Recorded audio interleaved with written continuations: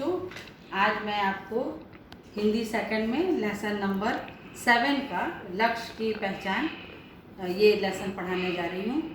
इस लेसन में सबसे पहले तो आपको ये समझना है कि ये लेसन का मुख्य उद्देश्य क्या है। इसका उद्देश्य जो लेसन का है वो यही है कि किस प्रकार लक्ष्य की पहचान हो हम करके हमको अपने जीवन में या किसी भी चीज़ में आगे बढ़ना चाहिए।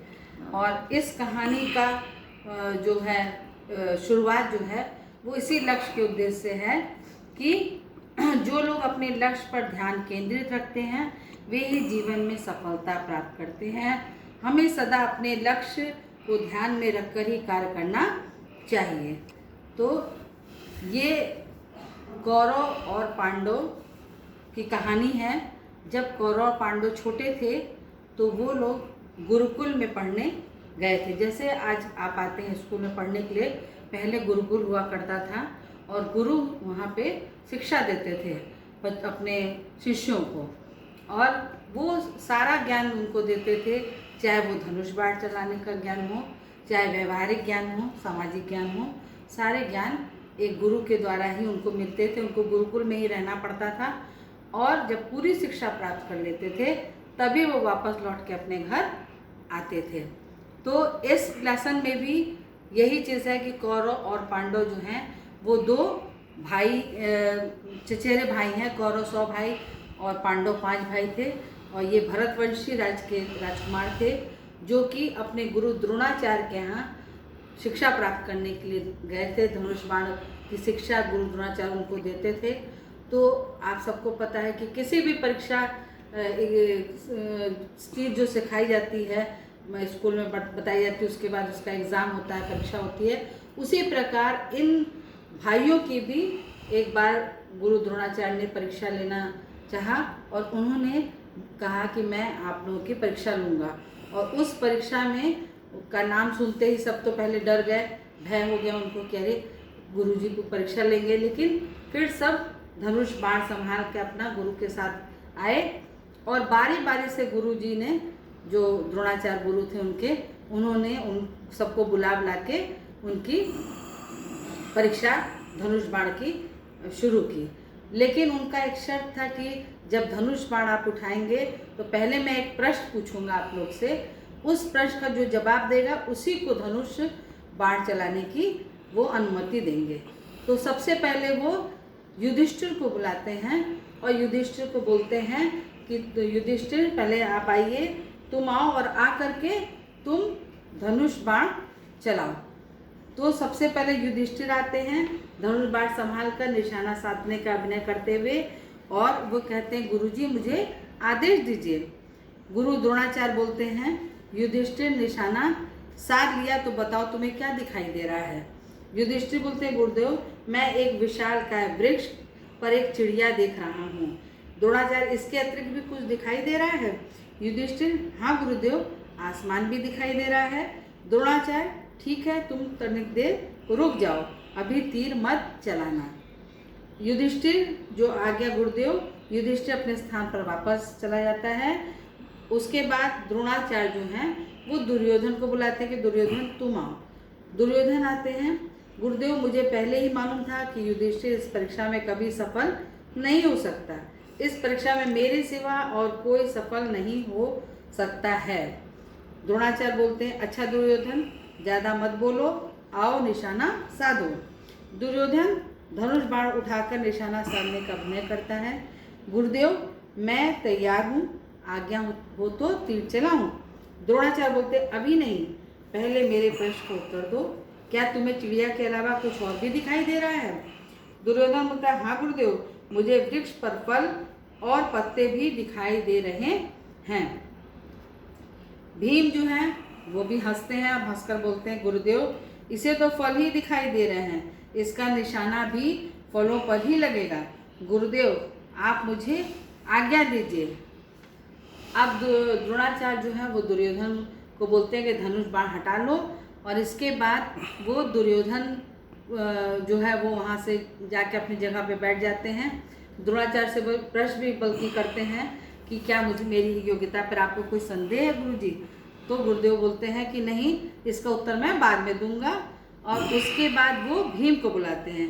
भीम भी धनुष बाण लेके अपना आते हैं और गुरुदेव आदेश दीजिए।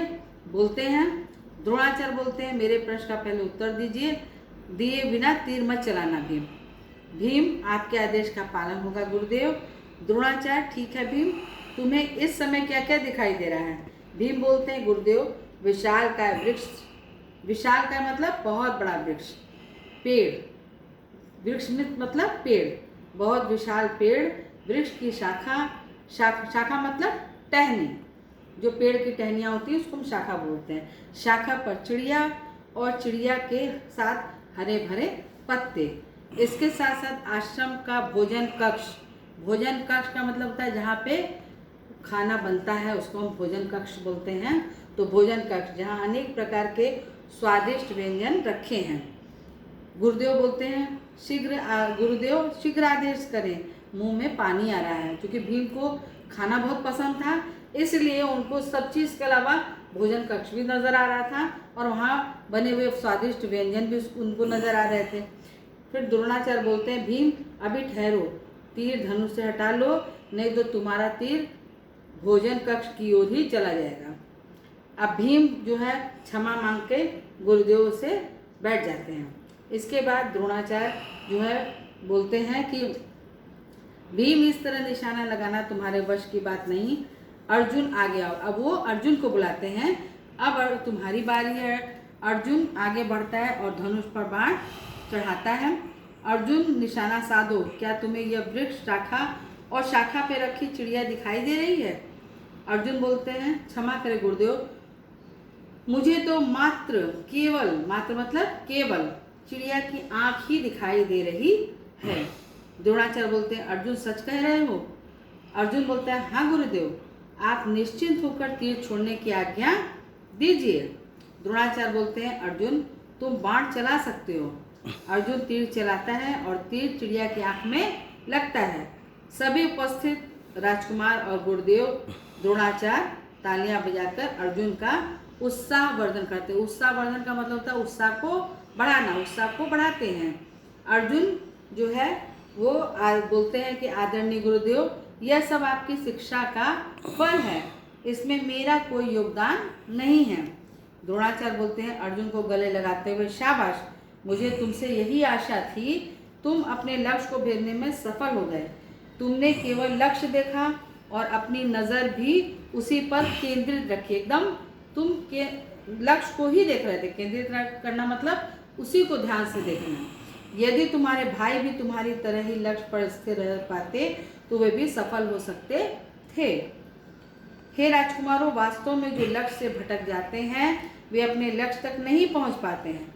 यदि सफलता चाहते हो तो अर्जुन की तरह अपने लक्ष्य पर ध्यान केंद्रित रखो। सभी शिष्य बोलते हैं एक साथ कि जी हाँ गुरुदेव, आपका कहना बिल्कुल ठीक है। इस लेसन का, इस कहानी का सारांश यही है कि हम जो भी कुछ करते हैं उसमें एक लक्ष्य होना चाहिए मेरा, कि हम जो करें उसी में पूरा ध्यान केंद्रित करके अगर हम कोई काम करते हैं तो हम निश्चित रूप से सफलता पाते हैं। जैसे अर्जुन को केवल चिड़िया की आँख ही नजर आ रही थी, लेकिन बाकियों को, किसी को पेड़ पौधा, वृक्ष, पत्तियाँ, खाने का कमरा सब दिख रहा था, सबको आसमान दिख रहा था। तो इस तरह से आप लक्ष्य जो है वो इधर से उधर हो जाता है। आप एक जिस लक्ष्य पे चाहते हैं कि हम उस लक्ष्य पे काम करें, उस चीज़ के लिए सोचते हैं कि हम उसको पाएँ करें, तो वो नहीं हो पाता है।